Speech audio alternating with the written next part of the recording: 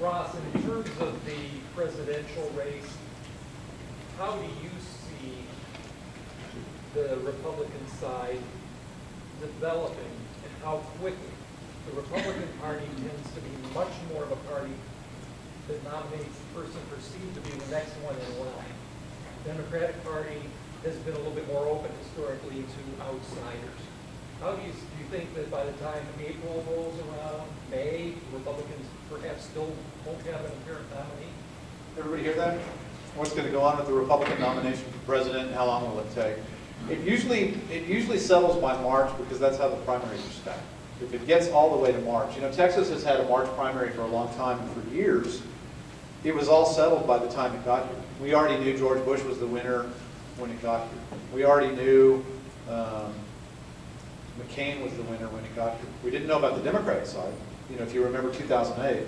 But, you know, we had McCain and Huckabee. Huckabee got a lot of votes in Texas just because people like him, but McCain was already essentially the nominee by that point. You know, there's been a lot of chatter in the press in the last week or 10 days about a brokered convention, which is, you know, it's every political reporter's fantasy that you actually go to a political convention and it actually does something. You know, what actually happens at political conventions is they draw up a platform document that nobody will ever read again. Everybody gets drunk and stays in a hotel for 4 days and then goes home. It's almost just like that. It's kind of fun, but it's more fun when they're actually having debate on the floor about who's going to win. You go in, you don't know the votes. You remember there was that brief moment when Jerry Ford and Ronald Reagan were talking about co-presidencies. You get all of those weird kinds of things like that. The Republican Party, this goes to the Tea Party question. The Republican Party right now is sort of a two-party party.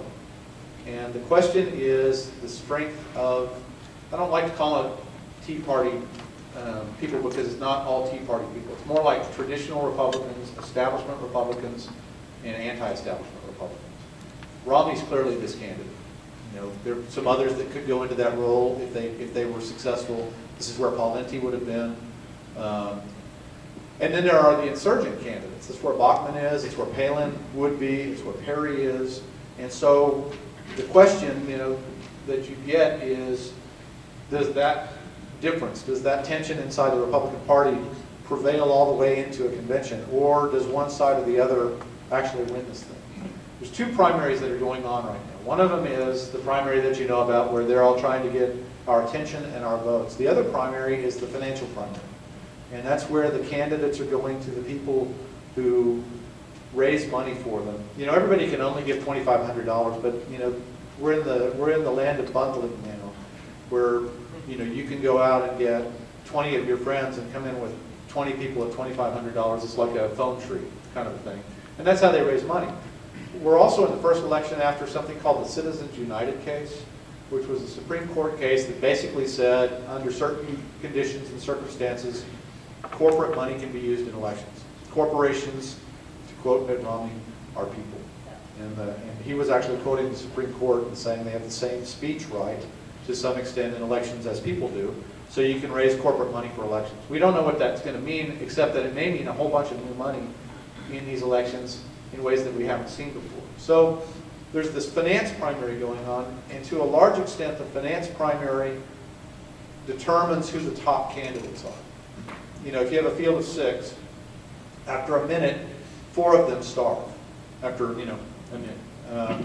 So at some point in this race, it'll be clear that this one's not raising money, this one's not raising money, this one's not raising money, but those two are viable, and they'll go into the primary season, and they'll stack up some votes, and it'll determine itself pretty quick.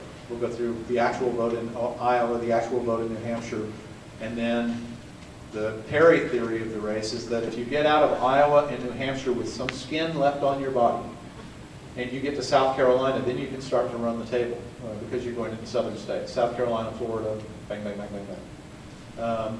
I think it'll determine probably, as it always has, probably by February or March. So, back here.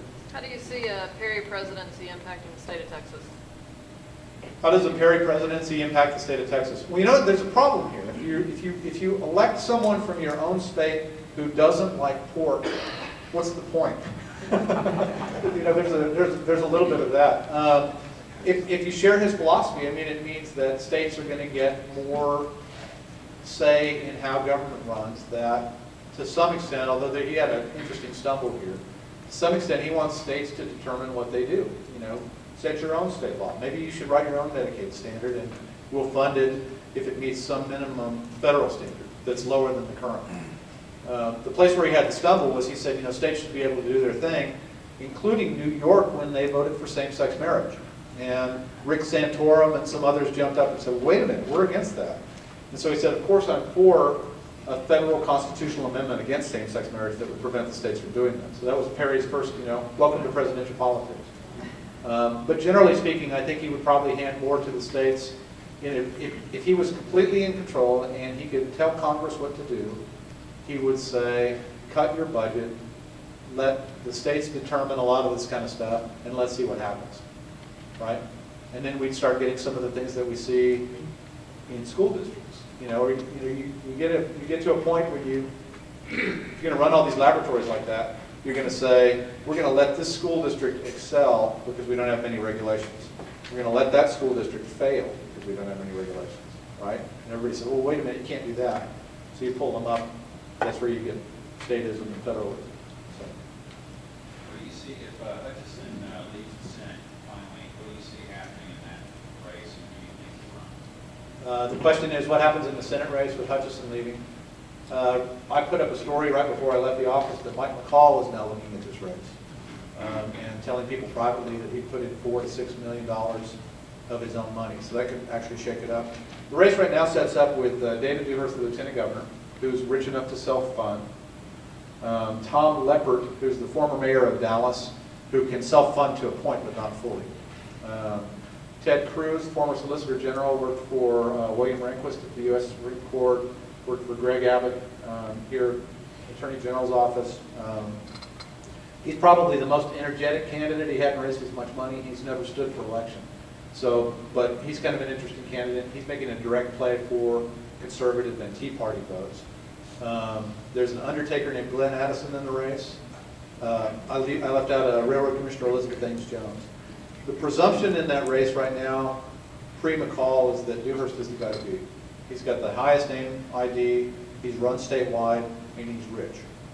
And one of the things about being a sitting lieutenant governor, or a sitting governor for that matter, is if you go to someone and say, I'm raising money for my next office, and if I lose, I'll still be a sitting lieutenant governor or a sitting governor, their incentive to give against you is gone.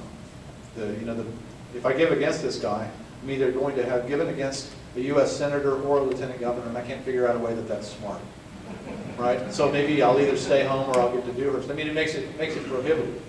If McCall gets in, the math changes, because there's a Capitol Hill publication called Roll Call that just said McCall is the richest single member of Congress. Actually, his wife has made him the richest single member of Congress, but it still counts. It's a community property state, right? So he can self-fund, and that changes the math. You don't have to, he's not in a position of having to raise money against Dewhurst. He's raised it. So his financial primary is over. That's kind of how that initially lays out. And then there's 4 people running for Dewhurst spot, and then there's, on and on down the road. So there's one over here somewhere, I thought. Yes, sir. Who is the leader of the Tea Party? I mean, we hear a lot of press about them as an organization, but who punches the button and calls the shots?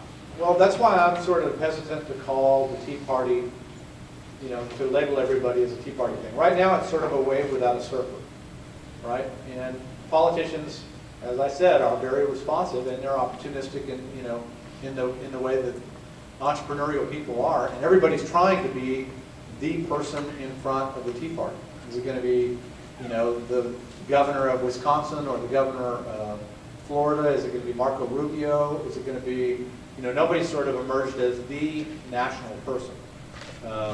I suspect that if you get someone from, when I had that division of the Republican Party, here's the establishment guys, and here's sort of the anti-establishment guys, someone from here is going to claim that.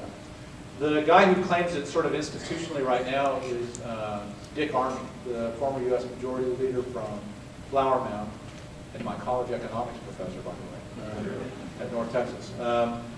But he's basically sort of stood in front of it and said, you know, I'm leading the parade. And I'm not sure the parade's following him, but he's, you know, he is they don't have a clear leader yet at this point. On the Democratic side, do you see anybody challenging Obama, particularly from the left of that party? Will Obama get a challenge from the left? No, I think the Democrats, not necessarily as a party, but as tacticians, learned that lesson in 1980 when Ted Kennedy ran against Jimmy Carter. And so one of the things you do if you're a president, really frankly, of either party, is the first thing you do is you make sure everybody in your party stays in their seat.